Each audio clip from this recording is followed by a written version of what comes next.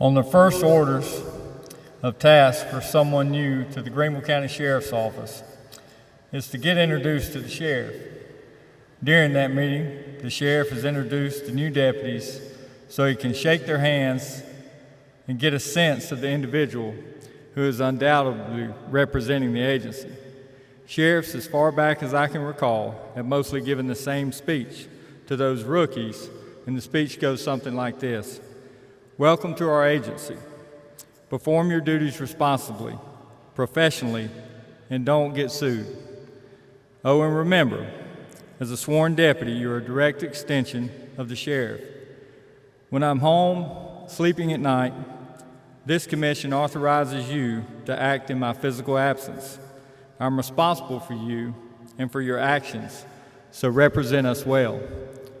As sheriff of any agency head, for that matter, we have the preconceived idea in our head of what the ideal deputy would be.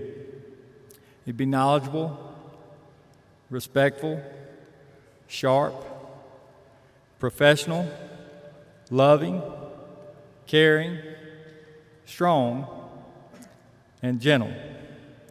I think all of you here today know exactly who I'm describing. If only every new deputy donning that blue uniform embodied that very characteristics of Sergeant Conley Jumper. Our agency, our community would certainly be a better place. You see, Jumper was the epitome of a public servant. Like many law enforcement officers across the country, Sergeant Jumper worked long, hard hours, endured grueling nights and rotating shifts. He encountered disgruntled citizens and unruly subjects. But what made Sergeant Jumper unique was his unwavering, loving, and cheerful attitude that couldn't help but rub off on those working alongside of him. It wasn't just his partners who loved Jumper. It was all those who were touched by his smile, his helping hand, and his playful ways.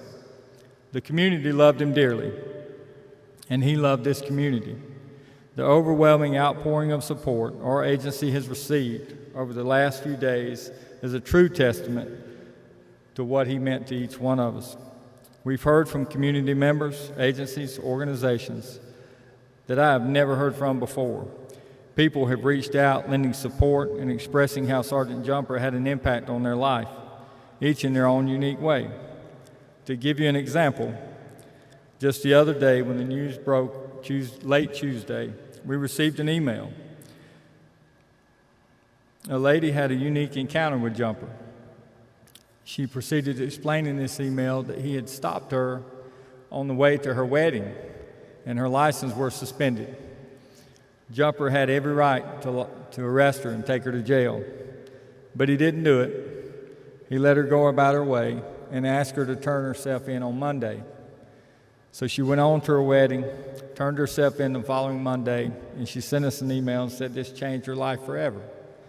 Well, I know if Jumper was here to tell that story this morning, he would say he let her have the wedding. He just wanted to ruin the honeymoon. That was Jumper.